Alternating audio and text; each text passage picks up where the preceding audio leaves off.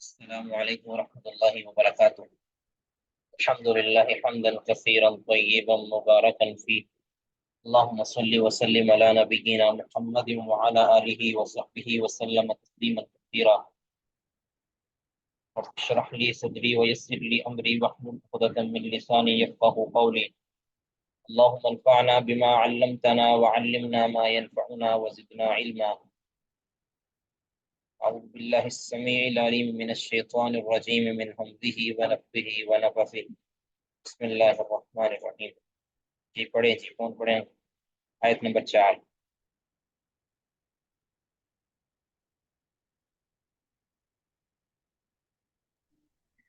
السلام علیکم ورحمۃ اللہ وبرکاتہ۔ وعلیکم السلام ورحمۃ اللہ وبرکاتہ۔ اعوذ باللہ من الشیطان الرجیم، بسم اللہ الرحمن الرحیم۔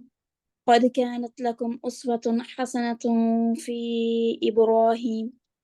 البتہ تحقیق تمہارے لیے ابراہیم علیہ السلام کے ذات میں بہترین نمونہ ہے۔ والذین معہ، اور ان لوگوں میں معہم جو ان کے ساتھ،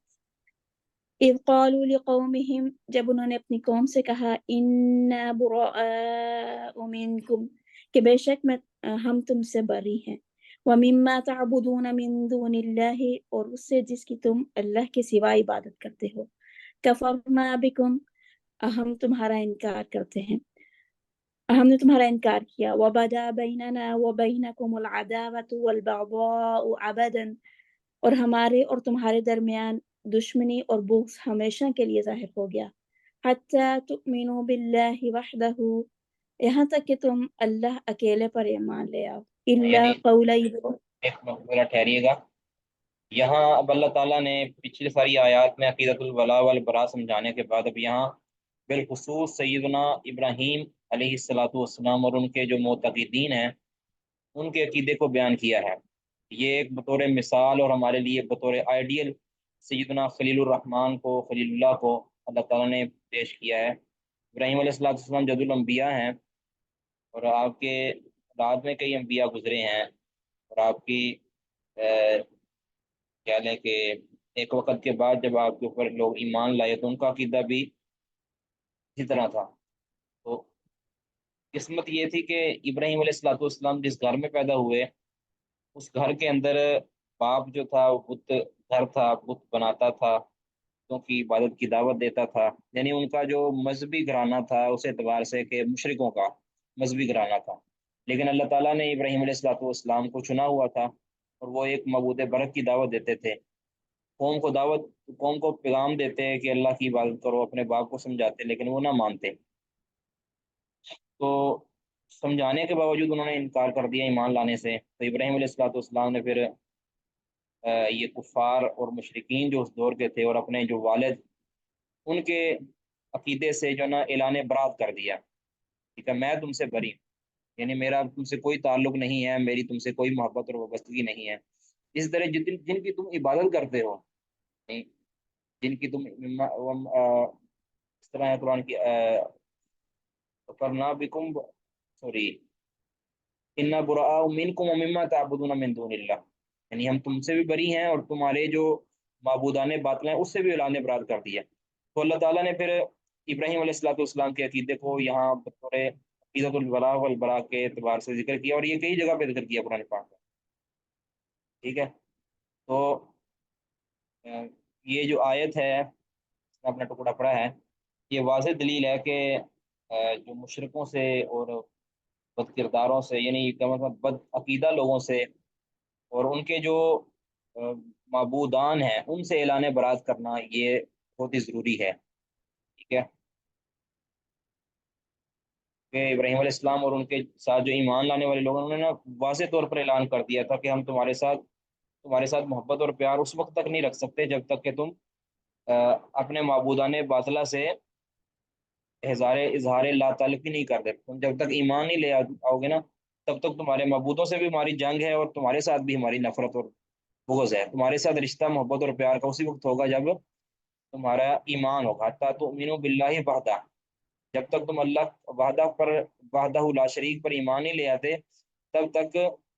تمہارے ساتھ ہماری دشمنی، تمہارے ساتھ ہماری بغض ہمیشہ کے لیے. اب یہی عقیدت الولا والبرا ہے. ٹھیک ہے. تو آگے جی آگے بڑھیں جی. آگے جو ہے نا ایک استثناء کی اللہ تعالیٰ نے، الا قول ابراہیم، یعنی یہ تمہارے لیے ابراہیم علیہ الصلوۃ والسلام کی ساری زندگی نمونہ ہے، لیکن ایک بات میں تم نے ابراہیم علیہ الصلوۃ والسلام کی پیروی نہیں کرنی اس معاملے میں، کیونکہ وہ اس معاملے میں اس وقت تک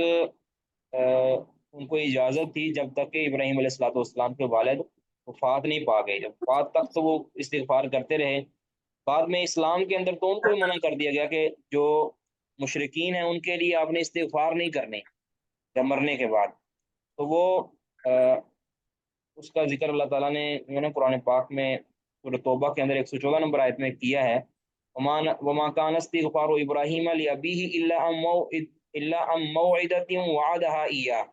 کہ ابراہیم علیہ السلام کا جو اپنے باپ کے لیے استغفار تھا وہ ایک وعدے کی وجہ سے تھا جو انہوں نے وعدہ کیا تھا ان سے. فلما تبین له انه عدو للہ تبرأ منہ، جب ان کو واضح ہو گیا کہ یہ میرے باپ جو ہے اللہ کا دشمن ہے، یعنی مطلب یہ کہ حالت کفر کے اندر ہی فوت ہو گیا ہے، تو پھر تبرأ منہ، تو اس سے اعلان برات کر دیا. یہ ایک اسوہ کے طور پر اللہ تعالیٰ نے پیش کیا ابراہیم علیہ السلام کو. ابراہیم علیہ السلام نے اپنے والد سے بھی اعلان برات کر دیا تھا اس وقت جب ان کو پتہ چل گیا کہ یہ اب اسلام پر نہیں رہے اور اسلام پر فوت ان کی وفات نہیں ہوئی. جی إلا قول إبراهيم، لیکن ابراہیم علیہ السلام کی یہ بات، لأبیہ اپنے باپ کے لیے، لا استغفرن لک، کہ میں یقیناً ضرور آپ کے لیے استغفار کروں گا، وما املک لک من اللہ من شیء، اور نہیں ہوں میں مالک آپ کے لیے اللہ تعالیٰ کے پاس کسی بھی چیز کا. ربنا علیک توکلنا، اے ہمارے رب ہم نے آپ پر بھروسہ کیا، وإلیک انبنا، اور ہمیں اور تیری طرف رجوع کیا، وإلیک المصیر، اور تیری ہی طرف لوٹ کر جانا ہے. یعنی ابراہیم علیہ السلام نے کہا کہ میں آپ کے لیے استغفار، اپنے والد سے کہا کہ آپ کے لیے استغفار ضرور کروں گا، لیکن میں وہ گارنٹی نہیں دیتا کہ تمہیں میں اللہ کے عذاب سے چھڑا لوں گا، کیونکہ مجھے اللہ کے مقابلے کے اندر کسی چیز کا اختیار نہیں ہے. میں اپنی طرف سے بخش نہیں سکتا تمہیں، صرف التجا اللہ سے کروں گا. تو یہ اختیار اللہ تعالیٰ نے کسی کو بھی نہیں دیا کسی کے گناہ بخشنے کا، حتیٰ کہ رسول اللہ صلی اللہ علیہ وسلم کو بھی کسی کا گناہ بخشنے کا اختیار نہیں ہے. رسول اللہ صلی اللہ علیہ وسلم فقط دعا کر سکتے ہیں، سفارش کر سکتے ہیں، آگے تسلیم کرنا یا رد کر دینا یہ اللہ رب العزت کا اختیار ہے. تو سابقہ انبیاء کے اندر بھی اللہ تعالیٰ نے ایسا کیا ہے نا کہ ابراہیم علیہ الصلوۃ والسلام نے جو ہے وہ اپنے رب العالمین سے استغفار کی اپنے والد کے حق میں، لیکن اللہ تعالیٰ نے قبول نہیں کی. اور نوح علیہ الصلوۃ والسلام نے اپنے بیٹے کے لیے التجائیں کی، لیکن اللہ تعالیٰ نے جو ہے وہ التجا کو قبول نہیں کیا. تو یہ اللہ تعالیٰ وحدہ لا شریک ہے اور بے پرواہ ہے، غالب ہے، حکمت والا ہے. اس کو کسی کی کہہ لیں کہ بڑائی اس کو اللہ رب العزت کو عاجز نہیں کر سکتی، اور کسی کی کمزوری اللہ تعالیٰ کو کہہ لیں کہ عدل سے نہیں ہٹا سکتی. اللہ تعالیٰ بے پرواہ ہے، کہنے کا مطلب یہ ہے. ربنا علیک توکلنا، اللہ ہم تجھ پر ہی توکل کرتے ہیں، بھروسہ تجھ پر ہی کرتے ہیں. اب یہ جو بھروسہ کرنے والی یہ ساری باتیں ہیں نا، یہ آگے ہمارے لیے اسوہ ہیں. صرف اتنی بات اسوہ نہیں تھی، اللہ قول ابراہیم لأبیہ لا استغفرن لک، بس یہاں تک اسوہ نہیں تھی. باقی یہ ساری باتیں ابراہیم علیہ الصلوۃ والسلام کی ہمارے لیے ان کے عقائد و نظریات ہیں، وہ ہمارے لیے اسوہ ہیں. وہ بھی ابراہیم علیہ الصلوۃ والسلام کی اتنی بات اس وقت تک کے لیے تھی، جیسے میں نے قرآن پاک کی سورۃ توبہ کی آیت پیش کر دی کہ وہ فلما تبین له انہ عدو للہ تبرأ منہ، وہ بات واضح ہو گیا. جی آگے پڑھیں. ربنا لا تجعلنا فتنة للذین کفروا، اے ہمارے رب ہمیں ان لوگوں کے لیے فتنہ نہ بنا جنہوں نے کفر کیا. واغفر لنا ربنا، اور اے ہمارے رب ہمیں بخش دے. انک انت العزیز الحکیم، بے شک تو ہی سب پر غالب کمال حکمت والا ہے. نہیں فتنہ ہمیں بنانا ان کے لیے، اس کا ویسے مفہوم پہلے ہم نے بیان کر دیا ہے سورہ یونس کی تفسیر کے اندر. تو فتنہ کا مطلب بھی ہمیں یعنی ہمیں ان پر اس طرح غالب نہ کرنا کہ وہ ایمان نہ لا سکیں، اور ان کو ہم پر اس طرح غالب نہ کرنا کہ وہ ایمان نہ لا سکیں، ٹھیک ہے؟ اتنا ہمیں نہ بنا دینا ان کے لیے کہیں ہماری وجہ سے وہ ایمان سے محروم رہ جائیں، ٹھیک ہے؟ تو واغفر لنا ربنا، ہمیں بھی بخش دے اللہ، ٹھیک ہے؟ ابھی ہم بھی بڑے گناہ گار ہیں، ہمیں بخش دے۔ یہ سارا باتیں ابراہیم علیہ السلام کی،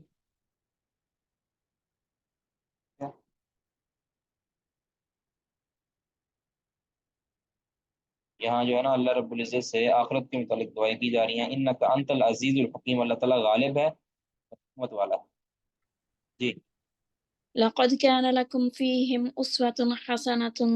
البتہ تحقیق تمہارے لیے ان میں بہترین نمونہ ہے، لمن كان يرجو الله واليوم الآخرة، جو کوئی اللہ تعالی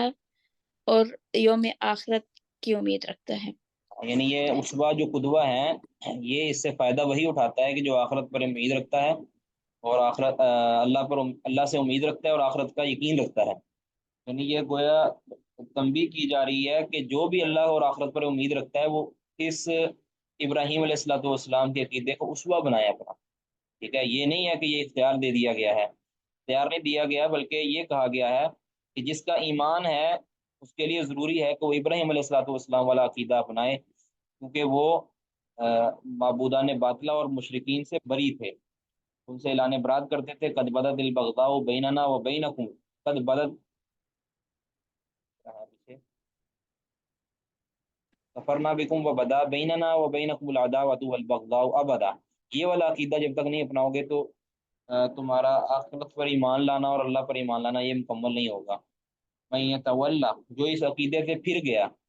فإن اللہ هو الغنی الحمید، تو اللہ تعالیٰ بے پرواہ ہے، تو تعریف کیا گیا، یعنی اللہ تعالیٰ کو تمہارے پھر کسی عمل کی ضرورت نہیں ہے اگر تم اس سے پھر گئے۔ جی کوئی سوال یہاں تک؟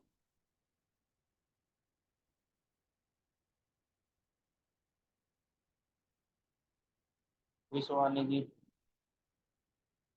آگے کون پڑھیں گے جی؟ بارک اللہ فیک، آگے کون پڑھنا چاہیں گے؟ 2 آیات آگے، 3 آیات پڑھ لیتے ہیں۔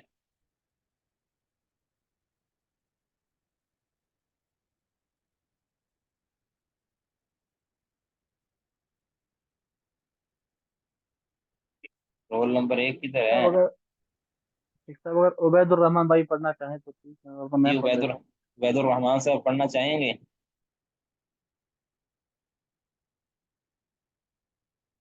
یہ وہ نہیں پڑھنا چاہتے، وہ صرف سماعت کریں گے انشاءاللہ۔ جی جی ٹھیک ہے، میں پڑھتا ہوں۔ رول نمبر 1 کدھر ہے؟ محسن بھائی ہیں جی۔ ہاں جی، وہ تو مصروف ہیں کہیں۔ السلام علیکم ورحمۃ اللہ۔ وعلیکم السلام ورحمۃ اللہ۔ مجھے میں نے آج میسج چل رہا تھا کہ میں نے مذاق میں کہا تھا رول نمبر 1 جی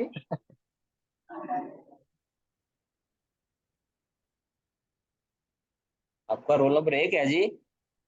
میں نے یہ عرض کر رہا ہوں کہ میں نے مذاق میں کہا تھا 1 نمبر رول نہیں، نمبر ہم کا، نے تو سیریس لے لیا نا پھر۔ میرے خیال میں عبد الرحمان کا ہونا چاہیے رول نمبر 1۔ ویسے کہاں سے پڑھے شیخ مولانا، کون سی آیت مبارکہ؟ اللہ اللہ، آپ کہیں گئے تھے؟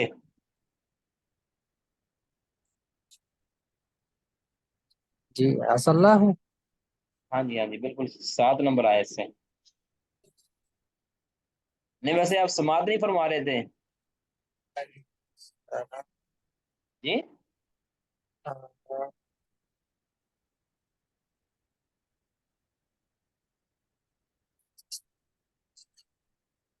جی پڑھیں جی، پڑھیں پھر۔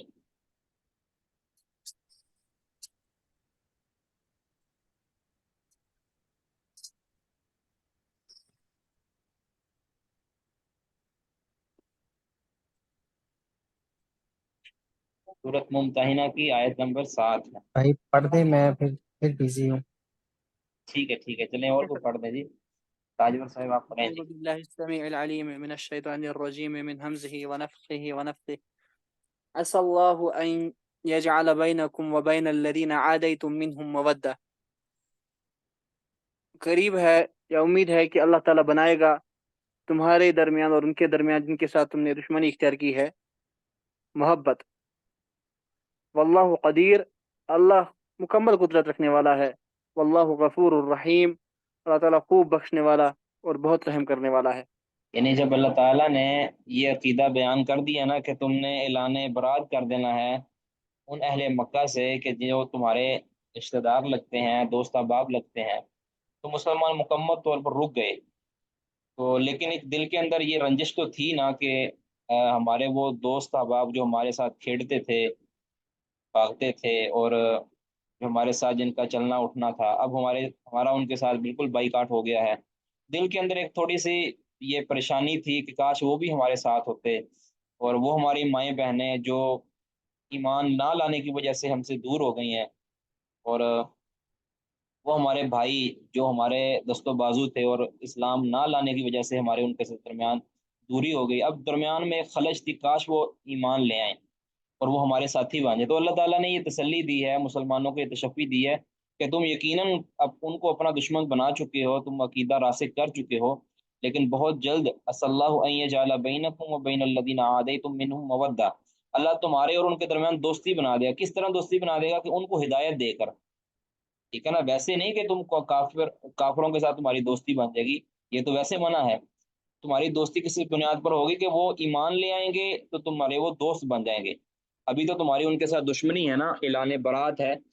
تم ان سے بری ہو کر اپنے ایمان کو پختہ کرتے ہو. کل کلاں اللہ تعالیٰ ان کو ہدایت دے دے گا اور وہ ایمان قبول کر کے ہدایت لا کے تمہارے محبوب بن جائیں گے. تو یہ اللہ تعالیٰ کہتے ہیں کہ اللہ تعالیٰ ایمان پہ لا کے ان کو ایمان پہ لے آئے گا، ان کے دلوں کو پھیر دے گا. یہ تسلی ہے ایک طرح کی مسلمانوں کو کہ تم جو پریشانی تمہارے دل کے اندر ہے وہ پریشانیاں رکھو. اللہ قدیر، اللہ تعالیٰ مکمل قدرت رکھتا ہے. یعنی بظاہر ایسا لگتا نہیں تھا کہ جنہوں نے ہمیں جو ہے خود وہاں سے نکالا ہے اور ہمارے ساتھ جنگیں تک لڑی ہیں اور ہمیں تنگ تک کیا ہے اور ہمارے ہر طرح کا ہم سے دشمنی مول لی ہے، ممکن نہیں تھا، لگتا نہیں تھا، لیکن ایک ظاہر ہے ایک تمنا تھی مسلمانوں کی بھی. تو اللہ تعالیٰ فرماتا ہے کہ میں اس پر قدرت رکھتا ہوں، میں کسی بھی طریقے ان کو پھیر دوں گا. اور ویسے ہی ہوا کہ اذا جاء نصر اللہ والفتح ورأيت الناس يدخلون في دین اللہ افواجا، ٹھیک ہے، وہ ویسے ہی ہوا کہ جب فتح مکہ ہوا تو لوگ جوک در جوک اسلام میں داخل ہو گئے. جنہوں نے کسی وجہ سے پیچھے ہٹے ہوئے تھے وہ بھی پھر کہتے ہیں کہ اب ہمارے لیے کوئی راستہ نہیں ہے کہ یا تو ہم جزیرہ عرب سے نکل جائیں. جنہوں نے جزیرہ عرب سے نکلنے کو پسند کیا وہ جزیرہ عرب سے نکل گئے، اور جنہوں نے کہا کہ اب ہمیں سمجھ آ گئی ہے کہ یہ دین واقعی سچا ہے تو وہ سچا دین سمجھ کے مسلمان ہو گئے. تو ان کی آپس میں محبت اور دوستی قائم ہوگی جن کے ساتھ ان کی دشمنی تھی. واللہ غفور رحیم، اللہ تعالیٰ بخشنے والا، رحم کرنے والا. یعنی جو ایمان بعد میں قبول کریں گے اللہ تعالیٰ ان کو بھی بخش دے گا، ان پر رحم کر دے گا. جی. لا ينهاكم الله عن الذين لم يقاتلوكم في الدين ولم يخرجوكم من دياركم، اللہ تمہیں نہیں روکتا ہے ان سے جنہوں نے تمہارے ساتھ دین کی وجہ سے جنگ نہ کیا ہو اور تمہیں نہ نکالا ہو تمہارے گھروں سے. ان تبروہم وتقسطوا الیہم، اللہ تمہیں اس چیز سے نہیں روکتا کہ تم ان کے ساتھ اچھا سلوک کرو اور ان کے ساتھ نیکی کرو اور انصاف والا معاملہ کرو. ان اللہ یحب المقسطین، اللہ تعالیٰ انصاف کرنے والوں سے محبت کرتا ہے. یہاں اللہ تعالیٰ نے جو کفار ہیں ان میں سے بھی جو ہے نا ان کی کیٹیگریاں بنا دی ہیں کہ تمہیں ہر ایک سے جو ہے وہ بالکل مقاطعہ کرنے کی ضرورت نہیں ہے، ہر ایک سے، ٹھیک ہے. اللہ تعالیٰ نے حربی اور غیر حربی کفار کی تقسیم کر دی ہے. حربی سے مراد کہ جنہوں نے اسلام کے ساتھ جن کی دشمنی بالکل واضح ہو، وہ اسلام کے دشمن ہو، انہوں نے تمہارے ساتھ جنگ کی ہو اور تمہارے ساتھ جنگ نہ کی ہو. پہلا تو یہ ہے کہ لم یقاتلوکم فی الدین، دین کے بنیاد پر تمہارے ساتھ انہوں نے لڑائی نہ کی ہو. دوسرا ہے کہ تمہیں گھر سے نہ نکالا ہو، تمہارے گھروں سے تمہیں نہ نکالا ہو، یعنی ان کا اس میں کوئی کہہ لیں کہ آپ قصور نہ ہو، ٹھیک ہے، بلکہ وہ تمہارے حمایتی ہوں یا تمہارے حق میں وہ خاموشی اختیار کرتے ہوں، تمہیں کہتے ہیں کہ ٹھیک ہے تم اپنے دین پر رہو، ہم اپنے دین پر ہیں. جو تمہیں تنگ نہیں کرتے، تمہارے ساتھ اعلانیہ بغض کا اظہار نہیں کرتے، ٹھیک ہے، تمہارے ساتھ حربی بن کر نہیں رہتے، ان کے لیے تمہارے پاس ایک اجازت اتنا ہے کہ وہ تم ان کے ساتھ نیکی کر سکتے ہو. تم سے کوئی چیز مانگتے تم ان کو چیز دے سکتے ہو، ہاں ایک حد تک تم ان کو مسلمانوں کے خلاف ان کی مدد نہیں کرو گے، بلکہ ان کو انفرادی طور پر اگر مدد کی ضرورت ہے تو ان کی مدد تم کر سکتے ہو، ان کو کوئی راشن کی ضرورت ہے ان کی راشن، ان کی عزت احترام تم کر سکتے ہو، تمہارے جو دوست ہیں کے ساتھ تم پارٹی کر سکتے ہو، اور اسی طرح تمہارے جو ماں باپ ہیں ان کے ساتھ صلہ رحمی کر سکتے ہو، رشتہ دار ہیں تم ان کے ساتھ صلہ رحمی کر سکتے ہو۔ کی مثال وہ صحیح بخاری کے اندر ہے، سیدہ اسماء بنت ابی بکر رضی اللہ تعالی عنہا بیان کرتی ہیں کہ میری ماں جو مسلمان نہیں تھی اس وقت، مشرکہ تھی، وہ میرے پاس آئی تو میں نے یعنی میرے پاس آئی تو میں نے رسول اللہ صلی اللہ علیہ وسلم سے اجازت چاہی کہ میں کیا ان کی ساتھ حسن سلوک کروں؟ آپ نے فرمایا ہاں، سلی امہ کی سلی امہ کی، آپ اپنی ماں سے صلہ رحمی کیجیے۔ تو اس حد تک جو ہے وہ جواز ہے، کیونکہ وہ ماں نے کیا ان کے ساتھ دشمنی کی تھی؟ کچھ بھی نہیں، اور ان کے ساتھ احسان اور حسن سلوک کرنا یہ بالکل جائز ہے۔ تو اسی طرح آج بھی اگر کوئی ایسا ملک ہے کہ جو مسلموں کے ساتھ، مسلمانوں کے ساتھ ناروا سلوک نہیں رکھتا، بلکہ اپنے کام سے کام رکھتا ہے، اپنے دین پر رہتا ہے، ان کے ساتھ اگر تعلقات قائم رکھے جائیں تو کوئی حرج نہیں ہے، یعنی لینے دینے کے پیمانے اگر برابر ہوں تو کوئی حرج نہیں ہے، اور ہاتھ ان کی طرف بڑھایا جائے کوئی حرج نہیں ہے، ان کا ہاتھ اپنی طرف لایا جائے کوئی حرج نہیں ہے، ان کے ساتھ مل کر پارٹنرشپ کر کے ان کوئی معاہدوں پر دستخط کیے جائیں کوئی حرج نہیں ہے۔ تو جس طرح پاکستان کے والے سے اگر کریں، پاکستان کا جو جس طرح چین ہے، چائنا کے ساتھ ان کی کوئی اس طرح کا یعنی ہسٹری نہیں ہے کہ وہ کوئی جنگ والی صورتحال یا کوئی تنگ کرنے والی صورتحال، ان کے ساتھ اس حد تک دوستی رکھی جا سکتی ہے، یعنی دلی دوستی نہیں، صرف ظاہری طور پر ان کے ساتھ لینے دینے کے اعتبار، دنیاوی اعتبار سے ان کے ساتھ دوستی رکھی جا سکتی ہے، وہ بھی جائز امور میں، یہ ذہن میں رکھیں جائز امور ضروری ہے۔ اب یہ نہیں ہے کہ وہ کہیں کہ ہمیں آپ شراب کا کوئی کارخانہ ہمیں ادھر لگانے دیں، ہمیں ادھر تم ہمیں جو گدے سپلائی کرو، یا تمہیں ہمیں ہمیں کوئی ایسی چیزیں سپلائی کرو کہ جو شریعت محمدیہ کے اندر جائز نہیں ہے، تو ایسا ہم نہیں کر دیں گے پھر، یہ اگر معاہدہ کریں گے وہ تو پھر بالکل باطل ہوگا، ٹھیک ہے۔ ان اللہ یحب المقسطین، اللہ تعالیٰ انصاف پسندوں کو پسند کرتا ہے۔ جی آگے دوسری کیٹیگری کے لوگ ہیں کہ جنہوں نے تمہارے ساتھ حرب کی ہے، یعنی تمہارے ساتھ دشمنی کمائی ہے اور تمہیں تنگ کیا ہے، اسلام کی وجہ سے تمہارے ساتھ جو ہے نا لڑائی کی ہے، اسلام کی وجہ سے تمہارے ساتھ انہوں نے نفرت کا اظہار کیا ہے، یا دوسرے لفظوں میں کہیں کہ اسلام دشمن ہے وہ، تو ان کے ساتھ تمہاری محبت بالکل نہیں ہونی چاہیے، ان کے ساتھ تمہاری وابستگی بالکل نہیں ہونی چاہیے، ٹھیک ہے جی۔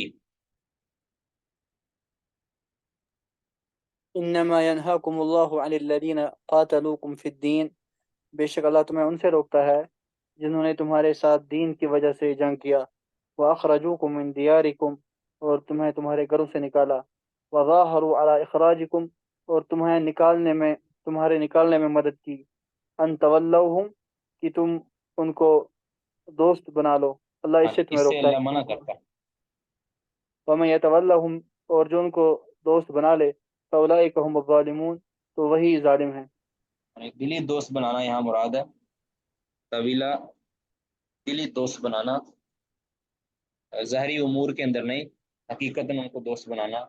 یہ ان کے ساتھ دوستی کی پینگیں بڑھانا یہ بالکل جائز نہیں ہے، کیونکہ وہ مسلمانوں کے دشمن ہیں، ان کے ساتھ کوئی ریت روایت نہیں ہے، ان کے ساتھ کوئی اچھا سلوک کی کہہ لیں کہ ہمارے لیے جواز نہیں ہے، بلکہ وہ تو ان کے خلاف تو تم تو اعیدوا لهم ما استطعتم من قوة، یہ تو ایسے لوگوں کے ہیں جن کے خلاف تم نے قوت تیار کرنی ہے، تو بجائے اس کی کہ تم قوت تیار کرو تم ان کے ساتھ دوستیاں لگاتے ہو۔ جی بس اتنا ہی کافی ہے جی، یہاں تک کسی کا کوئی سوال ہے تو وہ کر سکتے ہیں۔ جس طرح یہ اسرائیل ہے، اب یہ اسلام دشمن ہے، اس طرح اور بھی کچھ ممالک اگر ہیں جو اسلام دشمن ہے تو پھر ان کے ساتھ کبھی بھی دوستی نہیں ہو سکتی، ان کے ساتھ بائیکاٹ ہے، ان کے ساتھ جنگ ہے۔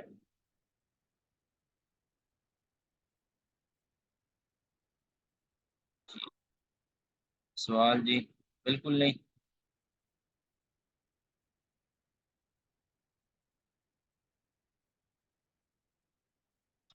ہمارے پاس ہے جی بدایت المجتہد، اس کے سبق میں کسی کا کوئی سوال؟ پچھلے سبق کے اندر ظہر کے اندر ظہر کا مختار وقت اور ظہر کا موسع وقت، اس کے اندر کسی کا کوئی سوال ہے تو وہ کر لیں، اپنا پھر ہم آگے پڑھتے ہیں جی انشاءاللہ۔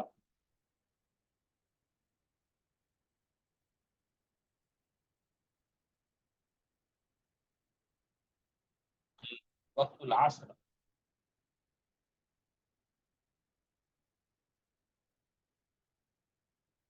عصر کا وقت۔ اختلفوا من صلاة العصر فی موضعین، فقہا کا نماز عصر کے حوالے سے دو جگہ پر اختلاف ہوا ہے۔ نماز عصر میں دو جگہ پہ ان کا اختلاف ہوا ہے وقت کے اعتبار سے۔ احدہما، پہلا اختلاف ہے فی اشتراک اول وقتها مع آخری وقت صلاۃ الظہر، کہ نماز عصر کے اول وقت کا مشترک ہونے کے بارے میں مع آخری صلاۃ وقت صلاۃ الظہر، ظہر کی آخری وقت کے ساتھ، ٹھیک ہے، ظہر کا آخری وقت اور نماز عصر کا اول وقت کیا یہ مشترک ہے یا نہیں ہے؟ ٹھیک ہے، مشترک ہونے کا مطلب یہ ہے کہ آگے جب مانا بھی آئے گا کہ مشترک ہونے کا مطلب کیا ہے، کہ حدیث جبریل کے اندر آیا تھا نا کہ ظہر کا آخری وقت جو ہے وہ،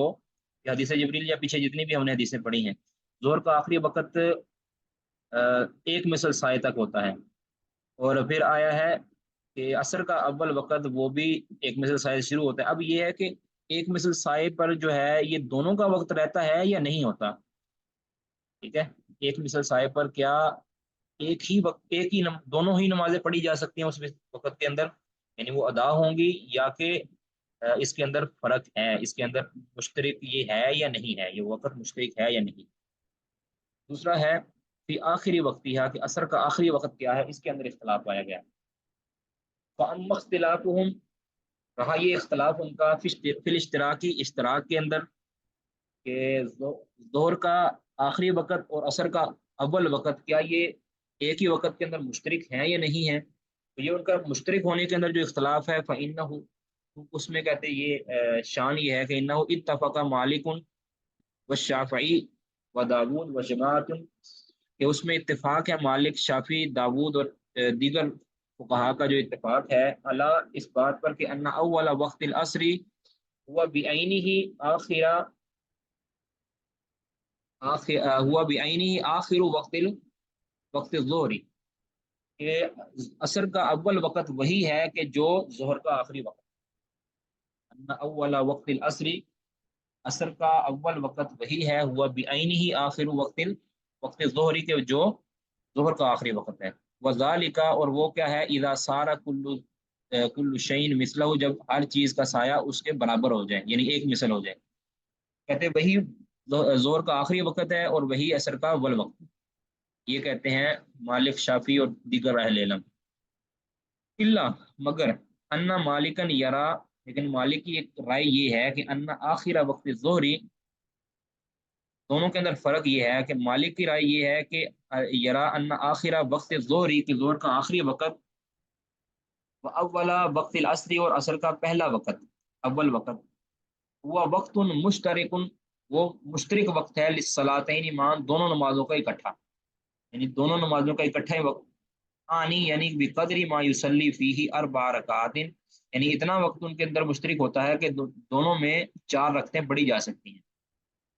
وہ مشترک وقت ایسا ہوتا ہے کہ اس میں 4 رکعتیں پڑھی جاتی ہیں، اتنا وقت دونوں میں مشترک ہوتا ہے۔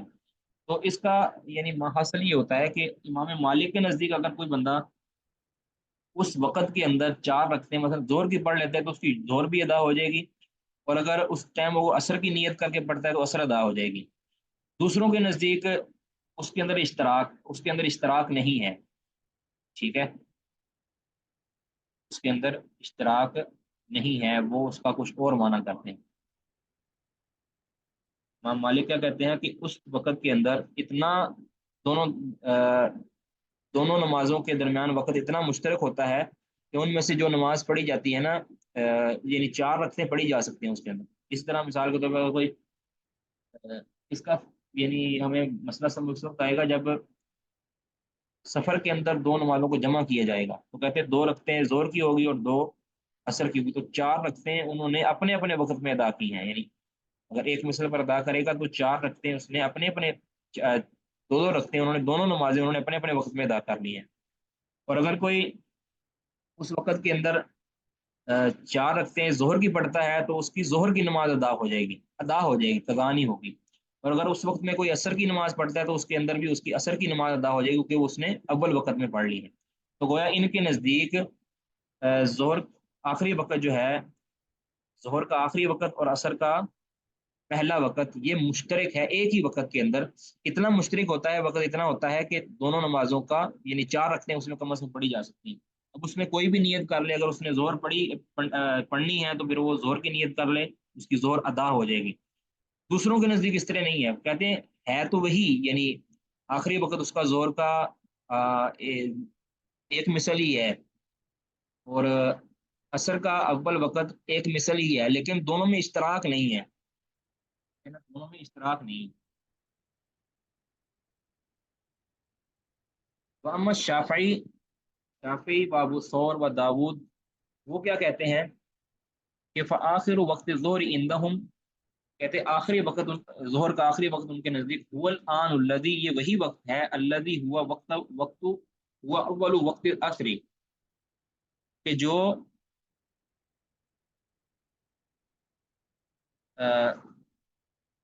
عصر کا پہلا وقت ہے، عصر کا پہلا وقت ہے۔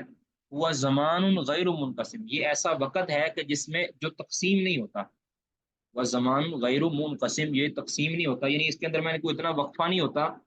کہ جس سے وقت تقسیم ہو جائے، یعنی زور کا وقت ختم ہوا تو عصر کا شروع ہو گیا، پھر جو عصر کا شروع ہو گیا تو پھر اس میں ظہر نہیں پڑھی جا سکتی، وہ قضا ہو جائے گی۔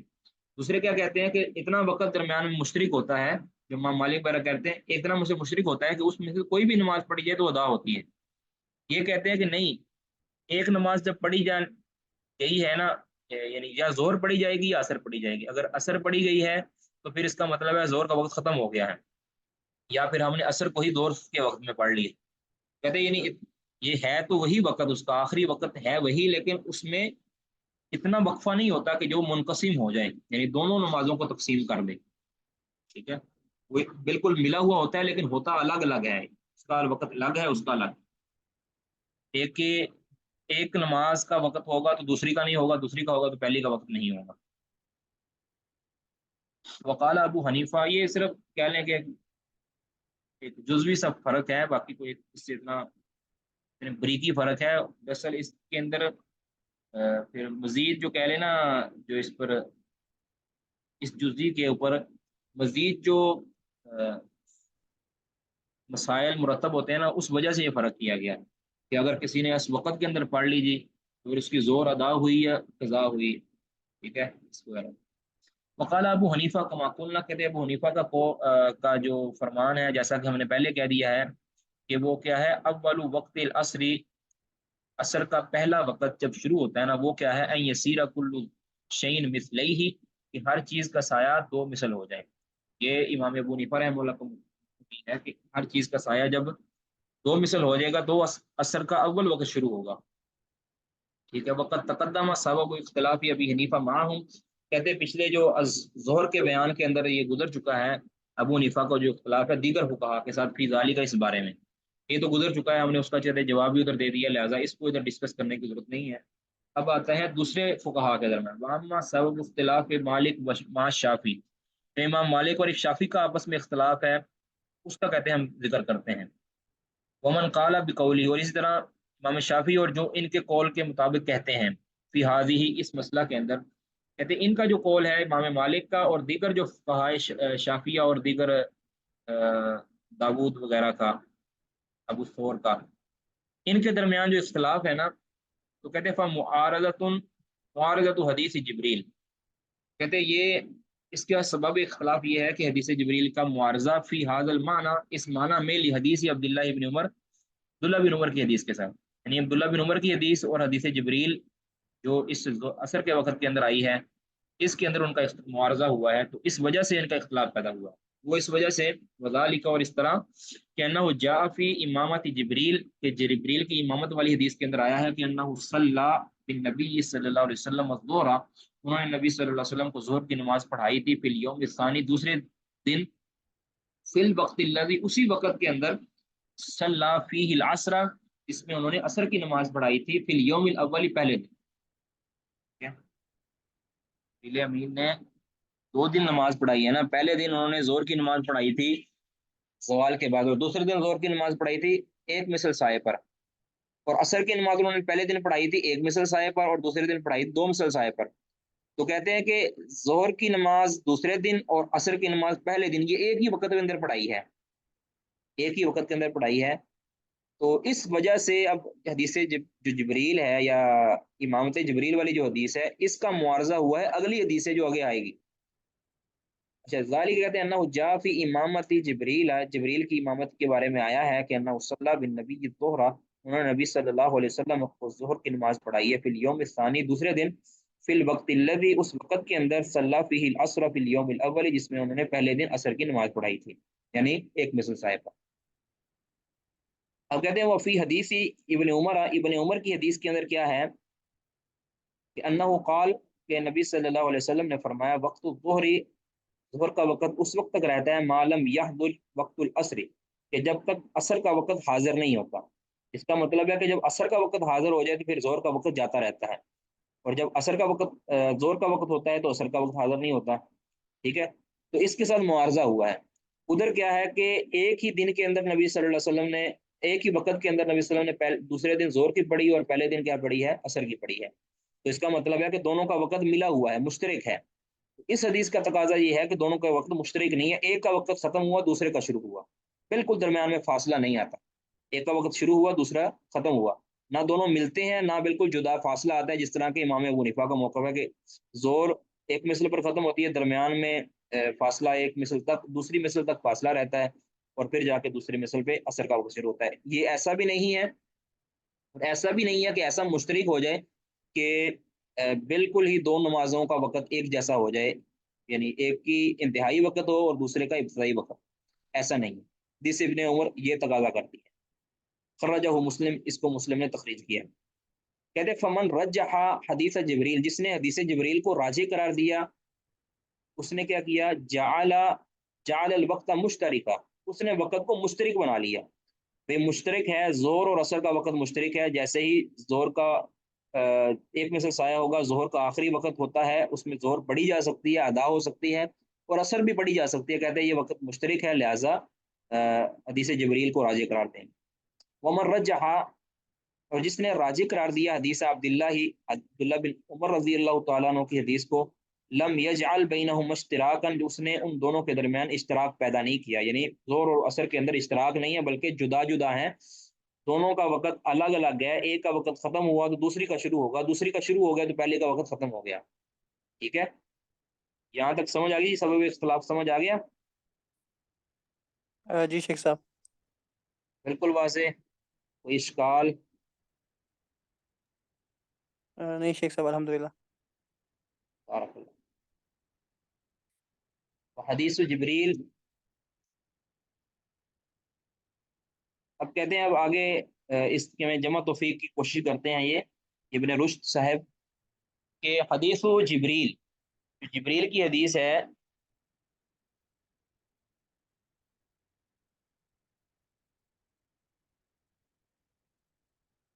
کانا، یہ ممکن ہے، حدیث جبریل ممکن ہے کہ ان یصرف الی حدیث عبداللہ،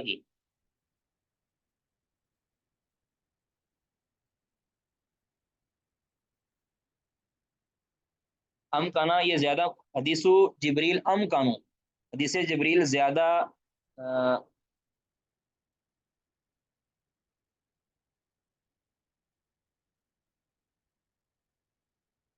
زیادہ ممکن ہے، یعنی حدیث جبریل کا زیادہ،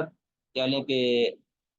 زیادہ لائق ہے، حدیث جبریل زیادہ لائق ہے کہ ان یصرف الی حدیث عبداللہ، کہ اسے عبداللہ بن عمر کی طرف کے اوپر محمول کیا جائے، یعنی ہم حدیث جبریل کی تعویل کریں اور عبداللہ بن عمر کی حدیث کے مطابق فیصلہ دیں. یہ کہہ رہے ہیں حدیث جبریل جو ہے، حدیث امامت جبریل جو ہے، کانو، یہ تقاضا کرتی ہے یا زیادہ لائق ہے کہ ان یصرفا کہ اس کو پھیرا جائے الی حدیث عبداللہ بن عمر کی حدیث کی طرف، اس سے بجائے اس کے کہ من حدیث عبداللہ الی حدیث جبریل، بجائے اس کے کہ حدیث عبداللہ بن عمر کو پھیر دیا جائے الی حدیث جبریل کی حدیث کی طرف۔ کیوں کہتے ہیں؟ کیونکہ کہتے ہیں حدیث عبداللہ بن عمر کے اندر نص ہے وقت کے بارے میں، اور حدیث جو جبریل ہے اس کے اندر کہتے ہیں ایک اشکال ہے۔ وہ کیا اشکال پیش کرتے ہیں؟ جو انہوں نے اشکال احتمال پیش کیا ہے وہ احتمال درست نہیں ہے۔ کہتے ہیں حدیث جبریل، اب دوبارہ دیکھیں، وہ حدیث جبریل ام کانو، حدیث جبریل زیادہ لائق ہے کہ ان یصرفا الی حدیث عبداللہ، کہ اس کو حدیث عبداللہ کی طرف پھیرا جائے، یعنی اس پر محمول کیا جائے، اس کی تعویل کر دی جائے۔ ومن حدیث عبداللہ الی حدیث جبریل، بجائے اس کے کہ ہم عبداللہ بن عمر کی حدیث کو پھیریں الی حدیث جبریل، حدیث لأنہ کہتے کیونکہ یحتمل ان یکون الراوی، کیونکہ کہتے ہو سکتا ہے راوی ان یکون الراوی تجوز فی ذالک، کہ اس سے غلطی ہو گئی ہو، صحب ہو گیا ہو، ان یکون تجوز فی ذالک کہ حدیث جبریل کے اندر ان کو صحب ہو گیا ہو، لقرب شیخ صاحب، ما بین، جی جی شیخ صاحب اس کا یہ تجوز کا ترجمہ مجازی معنی لے سکتے ہیں کہ ہم نے مجازتاً ایسا کہا ہو؟ نہیں، میرا خیال ادھر صحب ہونا ہی کرنا چاہیے۔ دیکھیں نا لغت کے اندر کیا معنی ہے اس کا، تجوز کا لغت اگر کسی کے پاس ہے، میں ایک منٹ نکالتا ہوں لغت۔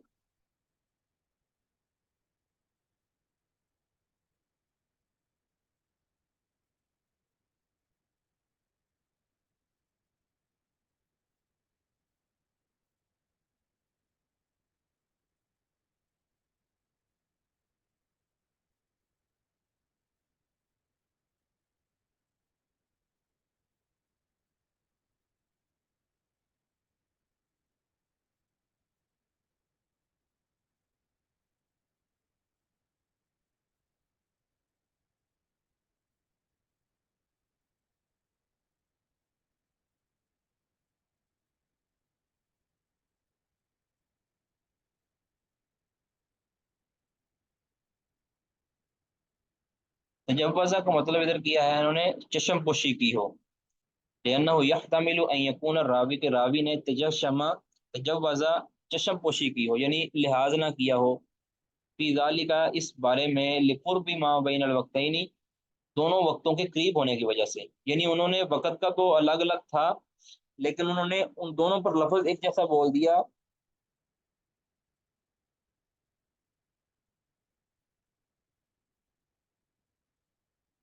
ٹھیک ہے، تجوزہ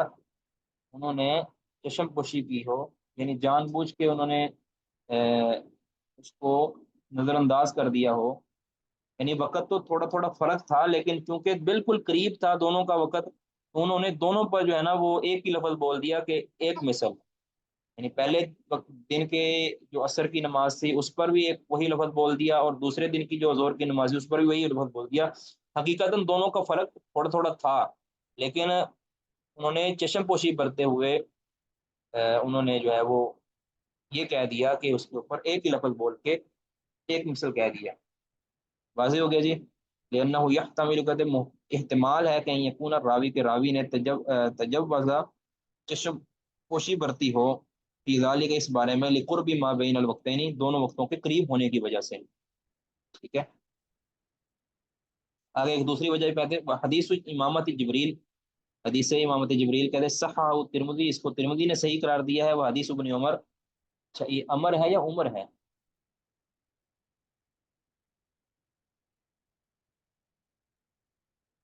یہ حدیث ابن عمر ہے یا امر ہے؟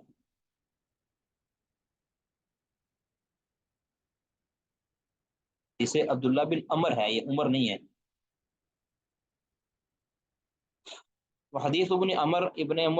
عمر کی جو حدیث ہے، خرجہ مسلم، اس چیز کو مسلم نے تخریج کیا۔ ٹھیک ہے، اچھا اس میں جو ہے نا اب یہ بات زیادہ بہتر معلوم ہوتی ہے کہ تو پہلے دن عصر کی نماز پڑھائی تھی وہ اپنے صحیح وقت پر پڑھائی تھی، بالکل صحیح وقت پر۔ دوسرے دن ظہر کی نماز پڑھائی ہے، وہ ایک یہ تعویل کی ہے کہ جب انہوں نے نماز مکمل کر لی تو اس وقت ایک مثل ہو چکا تھا، تو گویا اس کے اوپر اس کی انتہا کا لحاظ کرتے اس کے اوپر ایک مثل نماز پڑھنے کا لفظ بول دیا گیا، یعنی ظہر کی نماز جب مکمل کی تو ایک مثل سایہ ہو چکا، گویا انہوں نے اس کو ایک مثل سایہ سے پہلے پڑھ دیا۔ اور جب نماز عصر کے اوپر جب اطلاق ہوا تو نماز عصر کا آغاز اس وقت کیا جب ایک مثل سایہ ہو چکا تھا، تو یہ بھی جمع کیا گیا ہے، تو لفظ دونوں پر ایک مثل بول دیا گیا۔ مثلا جیسے ہی ایک مثل سایہ ہوا، ظہر کی نماز مکمل کر لی تھی، اور جیسے ہی ایک پہلے دن کے مطابق ایک مثل سایہ ہوا تو عصر کی نماز شروع کر دی تھی، تو گویا دونوں کے اندر تباین تھا، دونوں فرق الگ تھے۔ نماز مکمل ہوئی تو وقت بھی مکمل ہو گیا، یعنی آخری جو منٹ تھے اس کے اندر نماز پڑھی۔ جیسے اب مثال کے طور پر 3 بج کے فرض کیا 55 منٹ پہ عصر کا وقت شروع ہوتا ہے، یا کہہ لیں ایک مثل سایہ ہوتا ہے 3:55 پر، تو 3:54 پہ یا 55 منٹ پہ نماز ظہر مکمل کر دی، تو گویا جس نے راوی نے لفظ استعمال کیے تو وہ بالکل اس نے صحیح استعمال کیا کہ نبی صلی اللہ علیہ وسلم نے یا جبریل امین نے پہلے دن عصر کی نماز پڑھائی ایک مثل سایہ پر، یعنی جب مکمل کی تو ایک مثل سایہ تھا، سوری دوسرے دن، اور پہلے دن جب عصر کی نماز پڑھائی تو وہ ایک مثل سایہ پر شروع کی، تو یعنی 3:55 پر شروع کی، 3:55 پہ عصر ظہر کی نماز دوسرے دن مکمل کی، تو کوئی فرق نہیں رہا نا، ٹھیک ہے۔ اس طرح بھی تکلیف ہو سکتی ہے، لیکن اس شیخ مسئلے کے محترم اندر السلام وعلیکم السلام۔ علیکم۔ شیخ محترم یہ پوچھنا تھا کہ عصر کا آخری وقت جو آپ نے بتایا ہے وہ 2 مثل ہے، یوزول مغرب سے کتنے پہلے آ جاتا ہے نہیں عصر کا ابھی آخری وقت؟ عصر کا آخری وقت جو ہے نا، کچھ عصر کا آخری اندازہ ہے وقت، آپ کو اس چیز کا؟ میں کہا عصر کا آخری وقت ابھی ہم نے ڈسکس ہی نہیں کیا، یہ ابھی آگے کرنا ہاں، ہے، تو انشاءاللہ پھر ذکر کرتے ہیں اچھا، اس کے بارے میں کیا یہ جو آپ اختلاف ابھی ہے۔ ڈسکس کر رہے ہیں ہم مثل، یہ ظہر کا ہے، جی شیخ محترم یہ جو آپ ہم جی جی وہ تو مجھے سارے لیکن شیخ محترم کیا مسجدوں میں اس چیز کا خیال رکھا جاتا ہے؟ مطلب یا پھر اس سے ہم اس سے جب تھوڑا سا ٹائم اوپر ہو جاتا ہے تب ہم دی جاتی ہے؟ جی ابھی تو اتنا ایڈوانس ہو گیا ہے کہ یہ سارا چیزیں مرتب ہو چکی ہیں، اب تو ایک مثال کو دیکھتا ہی نہیں ہے، وہ تو ساری چیزیں مرتب کر دی گئی ہیں، یعنی وہ جو ٹائم ٹیبل ہوتے ہیں نا وہ مرتب کر دیے گئے ہیں۔ اس طرح انٹرنیٹ کے اوپر بھی اگر آپ نے کوئی اس طرح کی اپلیکیشن ڈاؤن لوڈ کی ہوئی ہے تو اس سے بھی آپ کو معلوم ہو سکتا ہے کہ اب کتنے مثل ہوا ہے کتنے مثل نہیں ہوا، ٹھیک ہے، کتنے وقت پہ زور کا ٹائم شروع ہوتا ہے کتنے وقت پہ عصر کا ٹائم ختم ہوتا ہے، ویسے اس مساجد کے اندر اس چیز کا لحاظ کیا جاتا ہے، وہ ساری ٹائم ٹیبل ہوتی ہے، روزانہ جو وقت بدلتا ہے وہ روزانہ اس کے اندر تبدیلی ہوتی ہے، ٹھیک ہے، خاص طور پہ اذان مغرب اور اذان فجر کے اندر تو اس کا لحاظ پورا کیا جاتا ہے کہ جتنے ٹائم پر عصر کا وقت ختم ہوتا ہے، یا نماز مغرب یا غروب شمس کا وقت شروع ہوتا ہے اسی وقت اذان دی جاتی ہے، اہل حدیث مساجد میں تو ایسا ہی ہوتا ہے، اور اسی طرح نماز فجر کے اندر جب طلوع فجر ہوتی ہے جیسے ہی ہوتی ہے تیسے ہی اذان دے دی جاتی ہے، ٹھیک ہے، اس میں ایک منٹ کا لحاظ کیا جاتا ہے۔ باقی نمازوں میں جو کہ روزہ وغیرہ افطار یا سحر نہیں کرنا ہوتا تو اس وجہ سے اس کا عام طور پہ اس طرح یعنی 15 20 منٹ کا ڈفرینس رکھا جاتا ہے، اور مثلاً اگر 4:15 عصر کی نماز ہو رہی ہے نا، جیسے ہی وقت جیسے آہستہ آہستہ پیچھے جائے گا تو وہ 4 پھر عصر کی نماز کر دیں گے، یعنی روزانہ تبدیل نہیں ہوتا، لیکن نماز فجر اور نماز جو مغرب ہے اس کے اندر اس طرح تبدیلی کی جاتی ہے جو اس کے تعلق روزے کے ساتھ۔ یہاں ہماری طرف تو شیخ محترم دیوبندیوں کی مسجد ہیں، وہ تو 5:15 5:30 پہ اذانیں ہو رہی ہوتی ہیں، اور جیسے ہم نے ابھی 9-10 محرم کے روزے رکھے تو اس میں بھی افطار کا ٹائم ہو گیا تو اس کے بھی 10-15 منٹ کے بعد مغرب کی اذانیں ہو رہی ہیں، تو جی عجیب سی بعض بات بعض کر جگہوں دی۔ پہ بعض جگہ پہ ایسا کرتے ہیں، لیکن آپ جو ہے نا ابھی آپ کے پاس سارا وقت ہے، آپ نے حدیث پڑھ لی ہیں اور آپ اس کے مطابق جو وقت مرتب کیے گئے ہیں اس کے مطابق آپ نماز پڑھ لیا کریں، اسی کے مطابق آپ روزہ افطار کر لیا کریں، اذان کا انتظار کرنے کی آپ کو ضرورت نہیں ہے. اگر عصر کا وقت ہمارے یہاں جو شروع ہوتا ہے، آپ کراچی کے یہاں آپ کے پتہ نہیں کتنا بجے شروع ہوتا ہے اللہ عالم، لیکن ہمارے پاس جو شروع ہوتا ہے عصر کا وقت وہ تقریباً 3:55 یا 4 بجے تک تقریباً شروع ہوتا ہے عصر کا وقت. اب اس کے بعد آپ پڑھ سکتے ہیں نماز، 4 بجے 5 منٹ پہ آپ عصر کی نماز پڑھ سکتے ہیں. اور آپ کو 5:15 یا 5:30 تک انتظار کرنے کی ضرورت نہیں ہے. اس طرح ادھر جو 7:02 پہ ہمارا جو نماز مغرب کی اذان ہوتی ہے، اس وقت آپ روزہ افطار کر سکتے ہیں، چاہے ارد گرد آپ کی اذان ہو یا نہ ہو.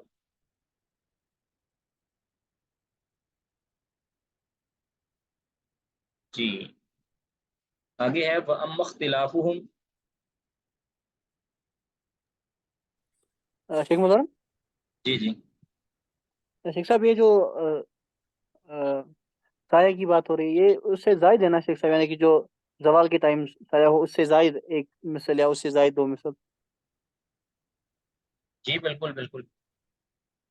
یعنی زوال پہ تو کوئی سایہ ہوتا نہیں. اصل تو جو زوال سوری جو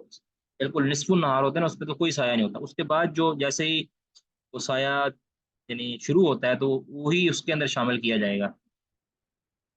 شیخ صاحب جی، ہمارے یہ علاقے میں تو ویسے ہوتا ہے نصف النہار پہ بھی سایہ، بلکہ سردیوں میں تو تقریباً برابر اسی ٹائم ایک مثل کے قریب ہوتا ہے نصف النہار پہ ہی. جی بعض جگہ پہ ہوتا ہے، بعض جگہ پہ نہیں ہوتا. وہ تو اس اعتبار سے ہے نا سورج کس طرف سے جا رہا ہے، اور سردیوں اور گرمیوں کا بھی لحاظ ہوتا ہے.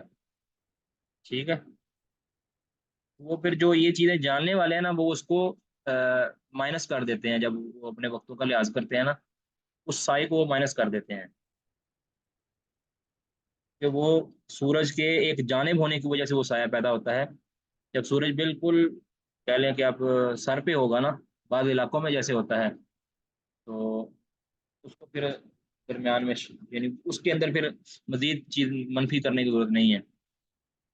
اور کبھی یہ تقریباً آج سے کوئی 8-10 سال پہلے نا ہمارے جامعہ میں یہ سارا سسٹم لگایا تھا، کس طرح وہ سایہ وغیرہ معلوم کرتے ہیں. انہوں نے پورا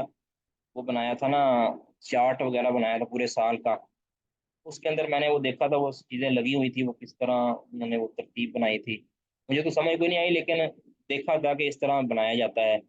وقت معلوم کیا جاتا ہے کہ آج اتنے منٹ پہ زور ہوئی ہے، آج اتنے منٹ پہ اثر ہوئی ہے. تو وہ سارا پھر وہ روزانہ لکھ دیا جاتا ہے.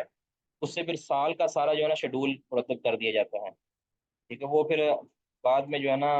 وہ ٹائم ٹیبل جو تھا سال کا جو پورا وہ چھپا بھی ہے، میں نے وہ دیکھا ہے. مجھے دیکھ کے بڑی خوشی ہوئی کہ ہم نے بھی اس کو دیکھا ہوا ہے بلا مرتب ہوتے ہوئے. یعنی مرتب بالفعل جو مرتب ہوا ہے نا اس وقت ہم نے بھی دیکھا ہے اس کو. واقعہ جی ہم پڑھتے ہیں جی آگے. وَمُخْتِلَافٌ فی آخری وقت العصر. عصر کی آخری وقت کب ہوتا ہے اس میں اختلاف ہے. ٹھیک ہے. اب دیکھیں اس میں کوئی مختار وقت ہوتا ہے، کوئی عذر والا وقت ہے، اور کچھ جواز کا وقت ہے. فعن مالک فی ذلک کا روایت کہتے ہیں امام مالک سے اس بارے میں 2 روایتیں ہیں، 2 قول ہیں. احداہما ایک قول یہ ہے کہ ان آخر وقتھا کہ اس کا آخری وقت، عصر کا آخری وقت کیا ہے، ان یسیر کل شیء ان یسیر ظل کل شیء مثلہ کہ ہر چیز کا سایہ 2 مثل ہو جائے، تو اس وقت اس کا آخری وقت ہوتا ہے. وبھی قال الشافعی، اور یہ امام شافعی کا بھی یہی قول ہے. یعنی ایک مثل سے لے کر دوسرے 2 مثل تک جو ہے نا سایہ ہو جائے تو یہ زور کا عصر کا وقت ہوتا ہے آخری، یہ ان کے نزدیک.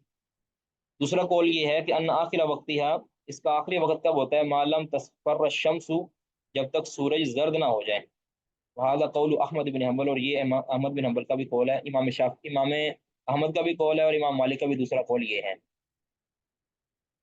کہ پہلا قول کیا ہے کہ جب سایہ 2 مثل ہو جائے تو عصر کا وقت ختم ہو جاتا ہے. دوسرا یہ ہے کہ جب سورج زرد ہو جائے تو اس کا سورج زرد یعنی یہ تقریباً کہہ لیں آپ چند منٹ پہلے غروب شمس سے چند منٹ پہلے جو ہے نا سورج جب یعنی قابل برداشت ہو جاتا ہے نا، جب دیکھنے اس کی طرف دیکھا جا سکتا ہے، اس وقت کہتے ہیں سورج زرد ہو گیا ہے. یعنی اب اس کی جو چمک دمک تو تھی نا، جو اس کی حدت تھی وہ ختم ہو چکی ہے. تو وہ تقریباً کہہ لیں آپ آدھا گھنٹہ پہلے یا کہہ لیں یا کچھ عرصہ کچھ دیر پہلے کہہ لیں جو سورج جو ہے نا وہ زرد ہو جاتا ہے. تو یہ لیکن جو 2 مثل سایہ ہوتا ہے نا، وہ تقریباً آپ کہہ سکتے ہیں کہ اب اگر 4 بجے اگر 1 مثل ہوتا ہے نا، تو آپ کہہ سکتے ہیں کہ یہ 5 بیٹا بجے جب کے حنفی قریب ٹائم شروع ہوتا ہے، یہ جب حنفی ٹائم شروع ہوتا ہے تو 2 ہاں مثل ہو تقریباً، جاتے ہیں۔ ہاں یہ تقریباً یہ نا 5 کے بجے نا، 4:45 5 بجے ہے نا، یہ میرا خیال ہے شروع ہو جاتا ہے، 2 مثل ہو جاتا ہے 5 بجے تقریباً، میرا خیال ہے۔ اچھا، وقال اہل الظاہر، اہل ظاہر کیا کہتے ہیں؟ آخر وقتی ہے، عصر کا آخری وقت ہے، قبل غروب الشمس برکعت، کہ غروب شمس سے اتنا پہلے کہ جس میں ایک رکعت ادا کی جا سکے، اتنا پہلے کہ جس میں ایک رکعت ادا کی جا سکے، یعنی غروب شمس اور اس وقت سے پہلے ایک رکعت بھی ادا کر دی جائے نا تو وہ آخری وقت ہوتا ہے اس کا، ٹھیک ہے۔ والسبب فی اختلافہم، ان کے اختلاف کا سبب یہ ہے کہ ان فی ذالک ثلاثۃ احادیث، ان فی ذالک ثلاثۃ احادیث متعارضہ ظاہر، اس میں 3 احادیث ہیں جس کا ظاہر متعارض ہے، 3 احادیث اس بارے میں ہیں، یعنی جس میں آخری وقت بیان ہوا ہے وہ ظاہر ان کا متعارض ہے، اس وجہ سے اختلاف پیدا ہوا۔ احد ہوا، پہلی حدیث وہی عبداللہ بن عمر والی حدیث، خرجہ مسلم، جس کو مسلم نے تخریج کیا ہے، وفی، اور اس میں کیا لفظ ہے؟ فَإِذَا صَلَّيْتُمُ الْعَصْرَ، جب تم عصر کی نماز پڑھ لو، فَإِنَّهُ وَقْتٌ، تو یہ وقت ہے، یعنی عصر کا وقت ہے، إِلَىٰ أَن تَصْفَرَّ الشَّمْسُ، اس وقت تک جب تک سورج زرد ہو جائے، سورج کے زرد ہونے تک یہ عصر کا وقت ہے، یہ واضح اس میں آیا ہے۔ وفی بعض روایاتی ہے، اور بعض روایات کی یہ الفاظ میں، یعنی اسی عبداللہ بن عمر کی روایت کے ایک جگہ پہ الفاظ ہیں، وقت العصر ما لم تصفر الشمس، عصر کی نماز کا وقت تب تک رہتا ہے جب تک سورج زرد نہیں ہو جاتا، یعنی غروب آفتاب سے کچھ منٹ پہلے تک، یعنی آدھا گھنٹہ تقریباً کہہ لیں، یا آدھا گھنٹہ کہہ لیں، یا 20-25 منٹ کہہ لیں۔ بس ثانی، اور دوسری حدیث جس کا ظاہر متعارض ہوا ہے دوسری کے ساتھ، حدیث ابن عباس فی امامت جبریل، وہی عبداللہ بن عباس والی حدیث جو جبریل کی امامت کے بارے میں ہے، وفی، اس میں یہ الفاظ ہے کہ انہ صلی بھی، کہ انہوں نے، جبریل نے نبی صلی اللہ علیہ وسلم کو نماز پڑھائی، العصر، عصر کی، فی الیوم الثانی، دوسرے دن، حین کان ظل کل شیء مثلیہ، جب ہر چیز کا سایہ 2 مثل ہو گیا، وہ اس سے ثابت ہوتا ہے کہ عصر کی نماز کا آخری وقت، کیونکہ جبریل نے دوسرے دن کی جو نمازیں پڑھائی تھی وہ آخری وقت میں پڑھائی تھی، پہلے دن کی جو نمازیں پہلے وقت میں پڑھائی تھی اور دوسرے دن کی نمازیں آخری وقت میں پڑھائی تھی، تو لہٰذا عصر کی نماز کا جو آخری وقت ہے وہ 2 مثل ہو جائے گا، وہاں پہ ختم ہو جاتا ہے، جس طرح کہ امام مالک کا پہلا قول ہے۔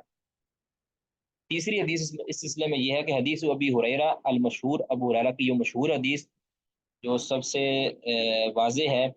کہ ان من ادرک رکعۃ من العصر، جس نے عصر کی ایک رکعت پا لی، عصر سے جس نے ایک رکعت پا لی، قبل ان تغرب الشمس، سورج کے غروب ہونے سے پہلے، سورج کے غروب ہونے سے پہلے جس نے عصر کی ایک رکعت پا لی، فقد ادرک العصر، اس نے گویا عصر کی نماز کو پا لیا، یعنی عصر کی نماز کو پانا کا مطلب اس کو ادا کر لیا، قضا نہیں اس کی ہوئی۔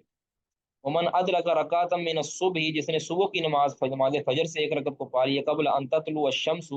قبل اس کے کہ سورج طلوع ہو گیا، فقد ادرک الصبح، اس نے بھی صبح کی نماز کو پا لیا۔ تو اس کے مطابق عصر کی نماز کا وقت، انتہائی وقت کیا ہے؟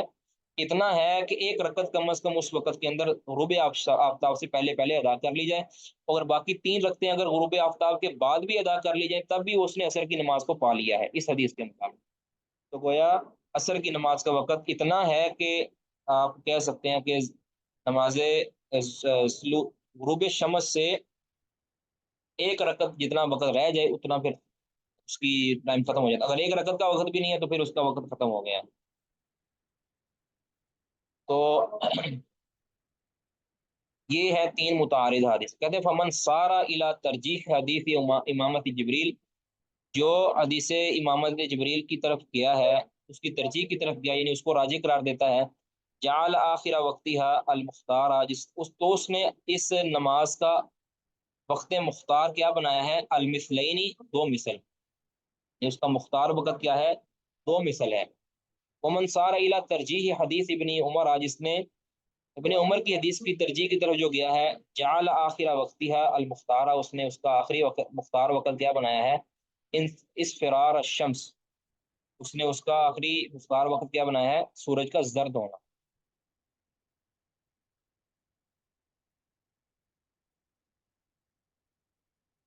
تو ومن سار الی ترجیح حدیث ابی ہریرہ، تو جس نے ابو ہریرہ کی حدیث کی ترجیح کی طرف جو گیا ہے، قال اس نے کہا ہے کہ وقت العصر الی ان یبقى منها رکعۃ، حدیث سے اس ابو ہریرہ کے مطابق عصر کی نماز کا وقت اس وقت تک رہتا ہے جب تک ایک رکعت، ان یبقى منها رکعۃ، رکعت قبل غروب الشمس، کہ جب تک اس میں سے ایک رکعت پڑھنے کا وقت باقی رہے غروب شمس سے پہلے، وہم اہل الظاہر کما قلنا، اور یہ اہل ظاہر کا موقف ہے جیسا کہ ہم نے کہتے پہلے کہہ دیا۔ وام الجمہور، جو جمہور ہیں، فسلکوا فی حدیث ابی ہریرہ، وہ حدیث ابو ہریرہ میں اس راہ پر چلے ہیں، فسلکوا فی حدیث ابی ہریرہ و حدیث ابن عمر، وہ حدیث ابی ہریرہ اور حدیث عبداللہ بن عمر کے اندر چلے ہیں، مع حدیث ابن عباس، حدیث عبداللہ بن عباس کے ساتھ، اذ کان معارضا لہما، کیونکہ یہ جو حدیث ابن عبداللہ بن عباس ہے یہ معارض ہے لہما، ان دونوں کے، کل تعارضی، ہر طرح کے تعارض، ہر طرح سے معارض ہے یہ،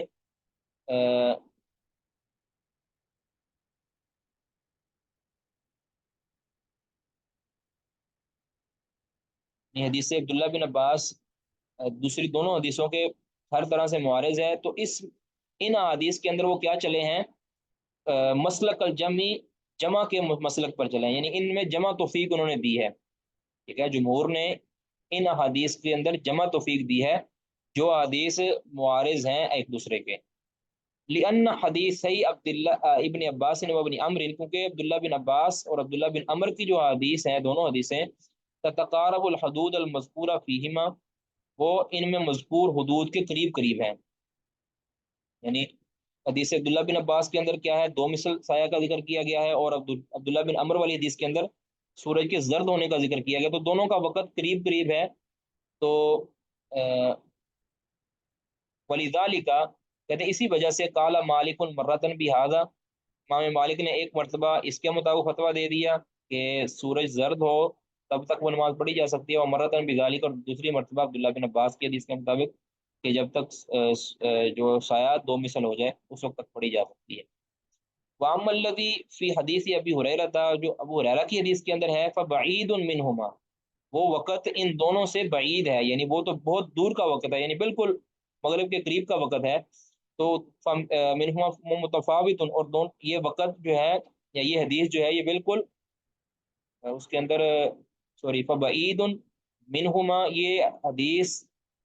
یا یہ وقت ان دونوں حدیثوں کے اندر موجود وقت کے بعید ہے، دور ہے، اور متفاوت اور جدا ہے۔ فقالو، تو انہوں نے کیا کہا ہے کہ حدیث ابی ہریرہ، تو حدیث ابو ہریرہ جو ہے نا، انما خرج مخرج اہل الاعذاری، تو اس کا مقصد عذر والوں کی نماز کے بارے میں ہے، یعنی جس کا عذر ہے وہ نماز اس کی تاخیر ہوگی عذر کی وجہ سے، تو اس کا وقت کیا ہے، وہ آخری اس کا وقت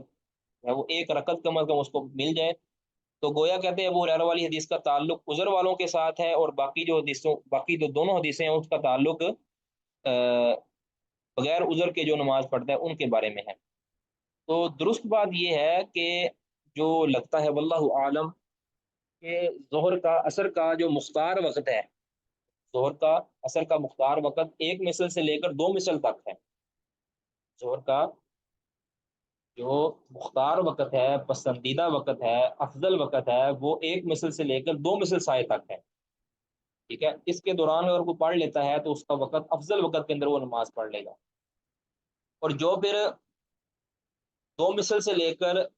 اس فرار شمس تک، یعنی سورج کے زرد ہونے تک پڑتا ہے، تو اس کا جواز کا وقت ہے، لیکن مال کراہا،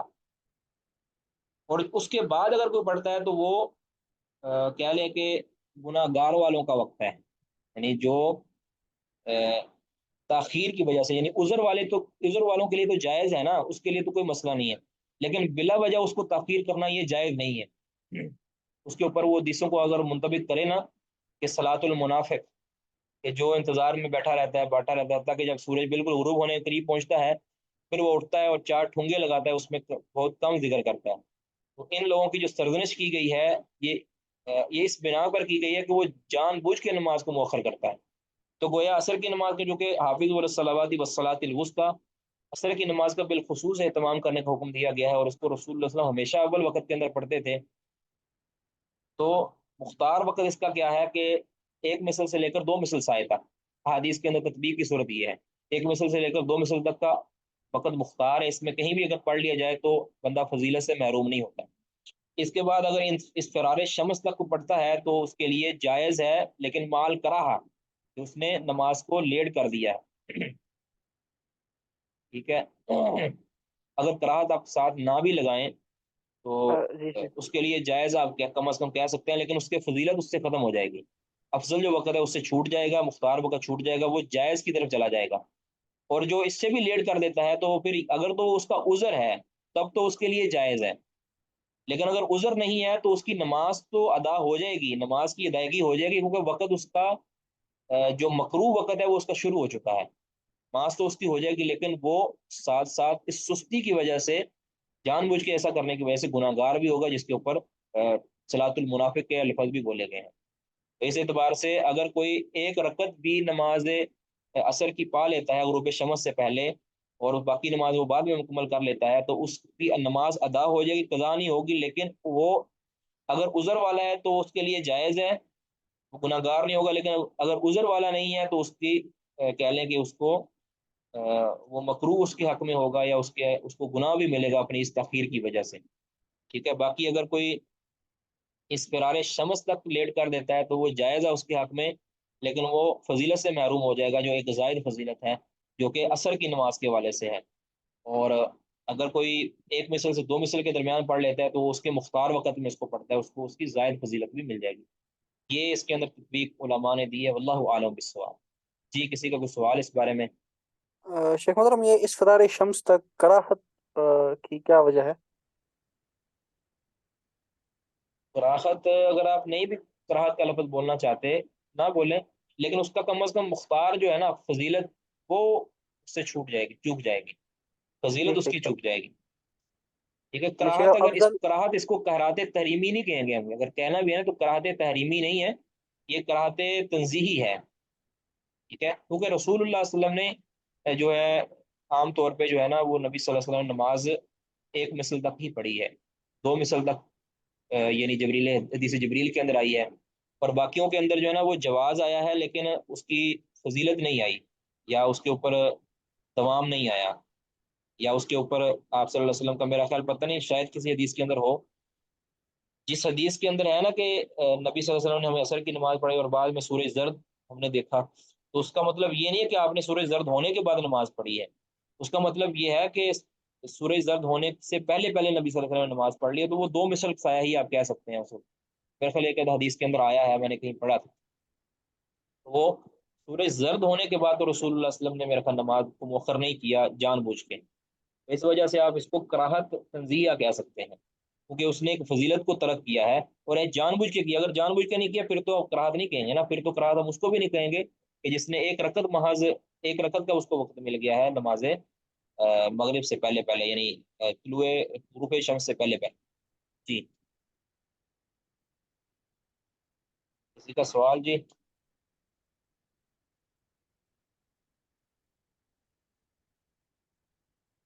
یعنی شیخ صاحب اسفرار کے بعد غروب تک نماز ادا ہوگی لیکن گناہ گار ہوگا بندہ؟ ہاں جی، اگر جان بوجھ کے کیا ہے۔ جی، جی،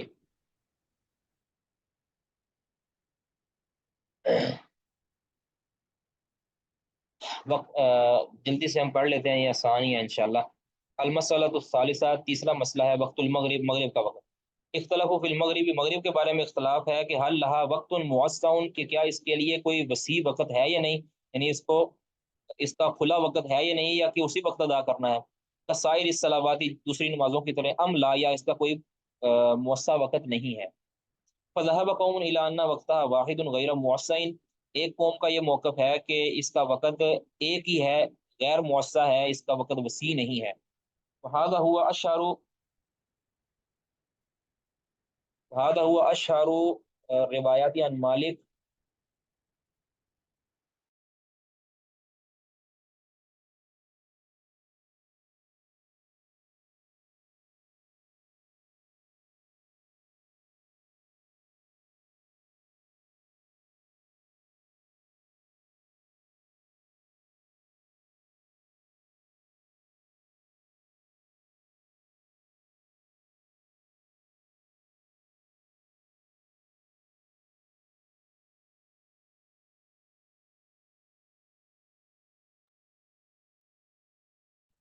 اچھا، وہذا ہوا اشہر الروایات عن مالک، امام مالک سے جو مشہور ترین روایت ہے وہ یہی ہے کہ اس کا وقت موسع نہیں ہے، ایک ہی وقت ہے۔ وعن شافعی، اور شافعی سے بھی یہی روایت۔ ذهب قوم، اور ایک قوم کا یہ موقف ہے، ایک قوم کا مذہب یہ ہے کہ الا ان وقتها، کہ اس کا وقت موسع، اس کا وقت بھی وسیع ہے، اور وہ وسیع کتنا ہے، وہ ما بین غروب الشمس الى غروب الشفق، وہ غروب شمس سے لے کر غروب شفق تک ہے۔ شفق، شفق کے آگے آئے گی بحث آئے گی کہ شفق کہتے کسے ہیں اصل میں۔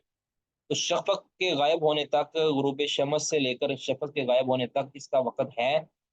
افضل تو یہی ہوتا ہے نا، ظاہر ہے افضل تو وقت سارے وہی ہیں کہ جو اول وقت میں، لیکن اس کا وقت جواز جو ہے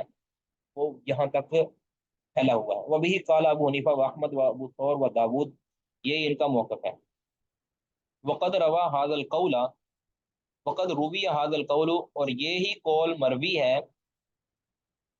ان مالک و شافی، امام مالک سے بھی اور شافی سے بھی، یعنی اوپر والا قول بھی ایک روایات مشہور ترین روایت یہی ہے جو اوپر ذکر ہو گئی ہے، اور یہ روایت بھی غیر مشہور ان سے ہے۔ اب سبب اختلافہم فی ذالک، کہتے ہیں ان کے اختلاف کا سبب اس بارے میں معارضۃ حدیث امامت جبریل فی ذالک، کہتے ہیں اس بارے میں جو امامت جبریل والی حدیث ہے اس کا معارض ہونا ہے لحدیث عبداللہ بن عمر، عبداللہ بن عمر کی حدیث کے، یعنی عبداللہ بن عمر کی جو پیچھے حدیث گزری ہے اس کا ایک ٹکڑا گزرا ہے، یہی حدیث عبداللہ بن عمر کی جو دوسرے الفاظ ہیں وہ معارض ہوئے ہیں امامت جبریل والی حدیث کے۔ وذالک، وہ اس وجہ سے کہ ان فی حدیث امامت جبریل، کے امامت جبریل والی حدیث کے اندر یہ ہے کہ انہ صلی المغرب فی الیومین فی وقت واحد، کہ جبریل علیہ السلام نے مغرب کی نماز دونوں دنوں کے اندر ایک ہی وقت کے اندر ادا کی ہے، ایک ہی وقت کے اندر پڑھائی ہے، پہلا اور اس کا آخری وقت، حالانکہ دوسری نمازوں کے اندر پہلا اور آخری وقت پڑھ کے دکھایا ہے، لیکن مغرب کی نماز کے اندر ایک ہی وقت پر پڑھی ہے، یعنی غروب شمس کے بعد۔ جبکہ وہ فی حدیث عبداللہ بن عمر رضی اللہ تعالیٰ عنہما کی حدیث کے اندر کیا ہے کہ وقت صلاۃ المغرب ما لم یغب الشفق، کہ مغرب کی نماز کا وقت تب تک رہتا ہے جب تک شفق غائب نہ ہو جائے، ٹھیک ہے۔ کہتے ہیں فمن رجح حدیث امامت جبریل، جس نے امامت جبریل والی حدیث کو راجح قرار دیا، جعل لها وقتا واحدہ، اس نے اس کا ایک ہی وقت بنایا کہ اس کا ایک ہی وقت ہے، لہذا یہ غیر موسع ہے، اور وقت کون سا ہے؟ غروب شمس کے بعد۔ ومن رجح حدیث عبداللہ، جس نے عبداللہ بن عمر کی حدیث کو راجح قرار دیا، جعل لها وقتا موسع، اس نے اس کے وقت کو موسع قرار دیا، یہ اس وقت کا وقت وسیع ہے، غروب شمس سے لے کر غروب شفق تک۔ وہ حدیث عبداللہ ہی، اور کہتے ہیں اب حدیث عبداللہ جو ہے عبداللہ بن عمر، خرجہ مسلم، اس کو مسلم نے تخریج کیا ہے۔ ولم یخرج شیخانی حدیث امامت جبریل، اور امامت جبریل والی جو حدیث ہے اس کو شیخین نے تخریج ہی نہیں کیا، وہ تو ہے مسند احمد وغیرہ کی، جس طرح میں نے کل پرسوں لکھوایا تھا کہ ہدایت تو دونوں روایتیں صحیح، لیکن ایک کو عبداللہ بن عمر والی حدیث کو امام مسلم نے تخریج کیا ہے، اور دوسری حدیث کو امام نہ مسلم نے تخریج کیا ہے نہ شیخین نے تخریج کیا ہے۔ آنی کہتے ہیں حدیث ابن عباس، عبداللہ بن عباس کی جو حدیث ہے، الذی فیہ انہ صلی بالنبی 10 صلوات مفسرۃ الاوقات، کہ جس حدیث عبداللہ کے اندر، یعنی حدیث جبریل جس کو کہتے ہیں، جس کے اندر ہے کہ جبریل نے نبی صلی اللہ علیہ وسلم کو نماز پڑھائی 10 نمازیں مفسرۃ الاوقات، جس میں اوقات کی تفسیر بیان کی گئی کہ یہ اوقات ہیں۔ ثم قال له، پھر آپ صلی اللہ علیہ وسلم کو انہوں نے کہا، الوقت ما بین هذین، آپ کا جو وقت ہے نا وہ ان دو وقتوں کے درمیان ہے، یعنی جن دو دنوں میں انہوں نے نماز پڑھائی تھی ان دو کے درمیان ہے۔ والذی فی حدیث عبداللہ من ذالک، اور اس والے سے جو حدیث عبداللہ ہے، وہ موجود ایضا فی حدیث والذی فی حدیث عبداللہ، جو حدیث عبداللہ کے اندر جو مسئلہ ہے، یعنی جو وقت بیان کیا گیا ہے موسع، وہ موجود ایضا فی حدیث بریدہ الاسلمی، وہی وقت بریدہ اسلمی کی حدیث کے اندر بھی بیان ہوا، خرجہ مسلم، جس کو مسلم نے تخریج کیا ہے۔ وہ اصل فی هذا الباب، کہتے ہیں یہی اصل ہے اس باب کے اندر، یعنی یہی اصل ہے کہ اس کا وقت غروب شمس سے لے کر غروب شفق تک ہوگا، یہی اصل ہے، کیونکہ زیادہ حدیثوں کے اندر یہی بات بیان ہوا ہے۔ وہ اصل فی هذا الباب، اور یہ اس باب کے اندر اصل ہے۔ قالوا، فقہا کہتے ہیں وہ حدیث بریدہ اولا، بریدہ اسلمی کی جو حدیث ہے یہ اولا ہے، لأنہ کان بالمدینہ، کیونکہ وہ مدینہ کے اندر موجود تھے، بریدہ مدینہ کے اندر موجود تھے۔ عند سوال السائل له عن اوقات الصلوات، اس وقت کے جب سائل نے نبی صلی اللہ علیہ وسلم سے نماز کے اوقات کے متعلق سوال کیا تھا، اس وقت وہ مدینہ میں موجود تھے، تو انہوں نے اس مدینہ والے اوقات کو، یہ مدینہ میں جو بیان کردہ اوقات تھے ان کو آگے روایت کیا ہے، تو لہٰذا یہ اولا ہے۔